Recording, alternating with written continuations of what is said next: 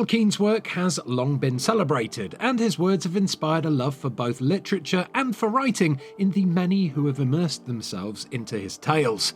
But can the same be said of the tales told by Weta Workshop's Hobbit-focused life simulator, Tales of the Shire?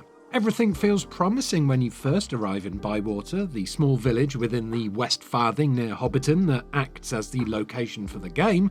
Gandalf makes an early cameo, precisely when he means to, and while the character creator feels bare-boned, you can feel a potential for embodying your inner Hobbit as soon as you're given your very own Hobbit hole to renovate. Sadly, as the hours progress, Tales reveals that, while it has many of the classic life simulator elements that genre fans love, none have the required substance to make them particularly fun. The cracks in Tales of the Shire's facade really begin to show once you start gardening. As a game with cozy pastel vibes, players know to expect simple mechanics such as remembering to water plants and feed animals. While Tales follows this traditional wholesome loop, it does also attempt to add depth by giving each seed a space requirement.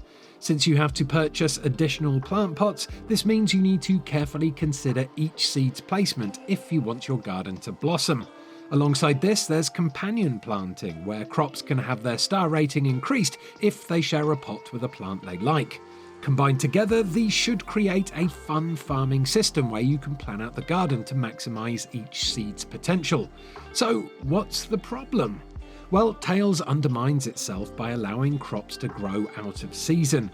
In fairness, plants grow at a slower rate when this overlap occurs, and you can't plant out of season seeds, but it still removes a time management aspect crucial to farming mechanics, the pressure of a season's last days.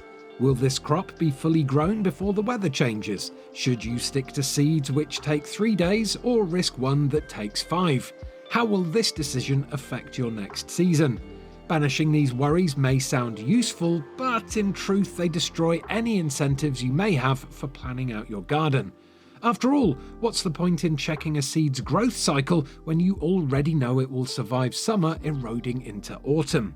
Why lose yourself in the immersion of crafting a seasonable vegetable garden when there's no consequences for a mistake?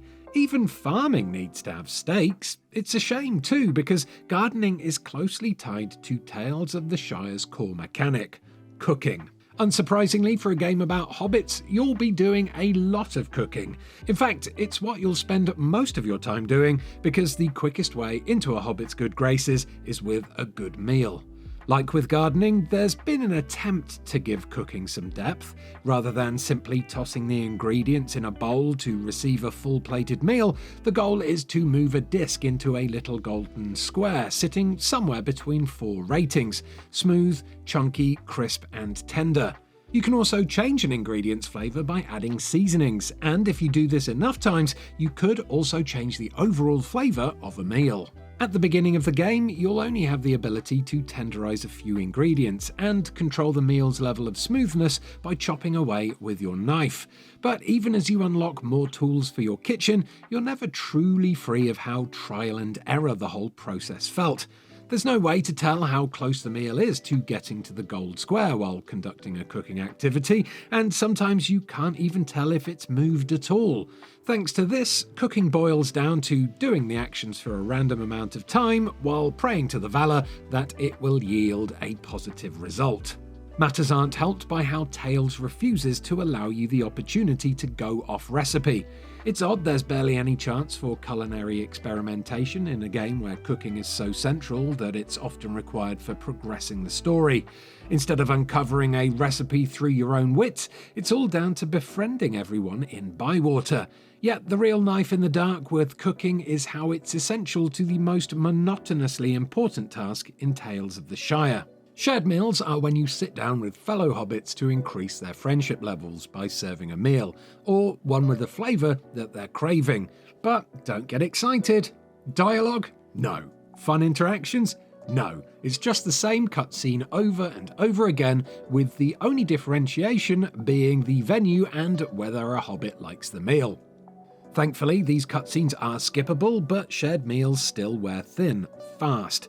The loop of send invite, wait till next day, check post to see what taste they want, cook, go to venue, interact with table, place meal in front of Hobbit, followed by wordless cutscene, will turn your brain to sludge. Unfortunately, shared meals are the only way to solidly progress any friendship level, which are what many of the additional features are locked behind, from Hobbit Hole expansion to chickens.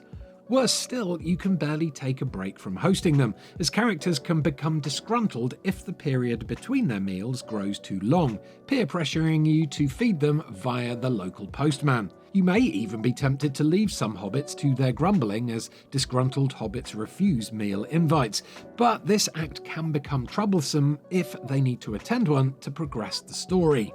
Even the little cutscenes offering insight into Bywater life hidden about the map refuse to develop the characters beyond the simple traits that they've been given. Rarely do they portray anything other than happiness or optimism, and this can border on the nauseating at times. The main cast shallowness is further intensified by the mass of silent NPCs infesting Bywater. The lucky ones get to wander quietly down countryside paths, the unlucky stand motionless in their gardens from dawn to midnight, eyes staring mindlessly into the distance, only a rare text box suggesting life. It's a disappointing result in a game where one of the main attractions is literally befriending hobbits. Thankfully, there's other things to do besides talking to hobbits, foraging for one. Even if it amounts to just running around the map, collecting any vegetation you spot, and most likely then selling it. You can also go fishing, but all you do here is pull the line in the opposite direction to the one that the fish is swimming in. The standout feature of Tales then is decorating the Hobbit Hole. Not only do you have a wide range of furniture and decorations to collect, but you can alter nearly every part of the hole's structure. The ceilings, floorboards, front door, and even the inner archways all have their own set of customizable options. You're free to alter the interconnecting hallways between the main rooms, no matter how small they are, and best of all, this customization works fluidly, allowing you to easily select which furnishings you want to move or structure you wish to change. The dedication put into the decorating mechanics is a clear display, and honestly, it could have been a whole game in itself. An unexpected party guest to Tales, however, are the bugs, and also a strange kind of lag. We noticed scenery clipping, random text boxes appearing above our avatar, and the occasional graphical stuttering. None of this, however, was as frustrating as the two progression bugs we encountered, one causing a quest item to not appear, another occurring after a story-required shared meal where we were met by a blank screen. Both of these were fixed, however, by repeatedly closing and opening the game until it decided to allow us to proceed. What could have been Tales' saving grace is the Shire itself. If the developers could recreate the mixture of idealistic countryside and the fantastical, which makes the Shire so vivid on Tolkien's pages, then maybe it's almost there. The architecture, taking inspiration from Peter Jackson's films, does capture the atmosphere of a British fairy tale, yet much of the landscape has a flatness to it, a lack of texture in both the colours and the plants they were meant to breathe life into. Tales of the Shire then is absolutely a story about lost potential, and it's a sad one too, because Shire Farming Simulator is surely the very best non-combat concept that could work for a Middle-earth game. Aside from the Hobbit Hole customization, Tales succeeds at adding a dollop of tedium to every aspect of its gameplay. It's less of a relaxing Shire retreat and more of a wearisome country hike. Maybe one day someone will make a great Hobbit life simulator, but for now, Tales of the Shire is fated to become a shadow of the past. Thanks for watching this review of Tales of the Shire. If you enjoyed it, please do give it a like, subscribe to Eurogamer for almost daily videos about video games, and good fly, you fools! Now is a great time to score some incredible games through Humble Choice. Live now through to September the 2nd, you can grab Persona 5 Royale, Vanisher's Ghost of New Eden, My Time at Sandrock, and more. Whether you're building your backlog or discovering something new, this is the perfect time to pick up these fan favourites. Plus, every purchase supports a good cause, with this month's featured charity being Donors Choose. Get a curated mix of PC games every month, all for just £11.49 a month.